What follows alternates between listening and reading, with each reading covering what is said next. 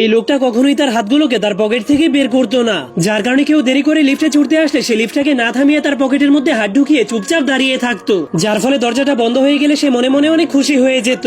এরপর সে বাইরে গেলেই দেখতে পায় একটা ছোট্ট বাচ্চার বেলুন তার হাত থেকে ছুটে আকাশে উড়ে যাচ্ছে, কিন্তু এটা দেখার পরেও সে বাচ্চাটাকে সাহায্য না করে সেখান থেকে চলে যেতে শুরু করে, যার কারণে বাচ্চাটার মনটা অনেক খারাপ হয়ে যায়। কিন্তু তখনই হঠাৎ করে একটা মালামাল ভর্তি ঝুড়ি কন্ট্রোল হারিয়ে তার দিকে আসতে শুরু করে দেয়। তখন ঝুড়িটা তার সামনে দিয়ে গেলেও সে লোকটাকে সাহায্য করার জন্য ঝুড়িটাকে থামায়নি, এমনকি একজন মহিলা তার কাছে সাহায্য চাইলেও সে তাকে সাহায্য না করে সেখান থেকে চলে যায়। কিন্তু একদিন সিগন্যালে দাঁড়িয়ে থাকার সময় একজন বৃদ্ধা মহিলা হঠাৎ করে তার হাত ধরে ফেলে, তখন সে অনেক অবাক হয়ে গেলেও সে তাকে কিছু না বলেই তার সঙ্গে যেতে শুরু করে দেয়। এরপর গ্রিন সিগন্যাল হলেই তারা দুইজন মিলে রাস্তা পার হতে শুরু করে দেয়, কিন্তু দাদি অনেক ধীরে ধীরে হাঁটার কারণে তখনই সেখানে রেড সিগন্যাল চালু হয়ে যায়, যার কারণে একটা গাড়ি ফুল স্পিডে তাদের দিকে আসতে শুরু করলে এটা দেখে সেই লোকটা অনেক ভয় পেয়ে যায়। এজন্য সে জীবনের প্রথমবার তার পকেট থেকে হাত বের করে সেই গাড়িটাকে থামানোর চেষ্টা করে, যার ফলে গাড়িটা সময় মতো থেমে গেলে তাদের দুজনেরই জীবন বেঁচে যায়। এজন্য দাদি অনেক খুশি হয়ে তাকে ধন্যবাদ দেয়, যার ফলে লোকটা জীবনের প্রথমবার তার এই হাত দিয়ে কাউকে সাহায্য করে অনেক মজা পেয়েছিল।